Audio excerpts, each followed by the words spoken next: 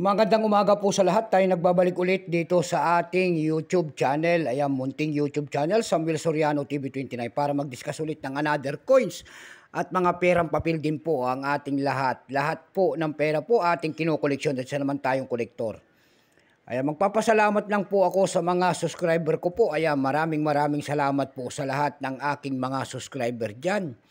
Lalong-lalo na rin po yung mga sumusuporta dito sa aking munting channel. Thank you so much sa inyong lahat. Maraming salamat po. Maraming salamat din po sa nanonood doon sa aking FB page, Samuel Soriano. Lahat po naman nakapalo doon sa akin, thank you so much. Lalo-lalo na rin po yung mga nagsesend ng star sa akin. Maraming salamat po dyan sa aking FB page. Yan naman po, hindi pa po nakapag-subscribe dito sa aking YouTube channel. Ayan, anyayahan ko lang sana kayo. At malaking tulong na po o bagay ang inyong gagawin.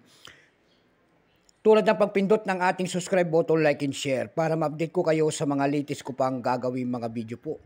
Mayroon na naman tayong pag-uusapang barya guys. At ito po ay pera po ng World Coins. Pera po ng Russia. Ayan. Pera po ng Russia, 5 rubles. Ayan. Baka meron kayong mga ganyan po diyan. Ayan, willing tayong bilhin po. Pero ito po ay bultuhan ng ating mga bili. At hindi pa po kamahala ng mga ganitong mga coins ng pera po ng Russia. Ayan. Isiselling natin kung magkano na ang kanyang mga halaga sa pamantayan natin mga platform.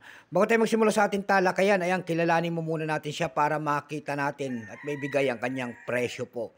Issue po nito ay Russia. Period, Russian Federation, 1991 up to date po. Type nito is standard circulation coins. Years, 2009 hanggang 2015. Value nito 5 rubles. Currency rubles, 1998 up to date po. Composition yan ay nickel plated steel. Mga magnet po yan. May bigat lamang 6 grams, may habang 25 mm. May kapal po naman ito 1.8 mm. Hugis po bilog, orientation, middle alignment.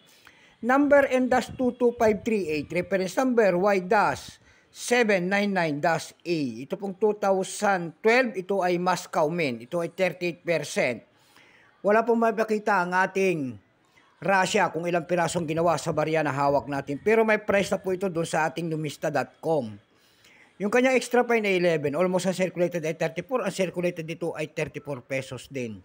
Dako naman tayo sa kanyang presyo.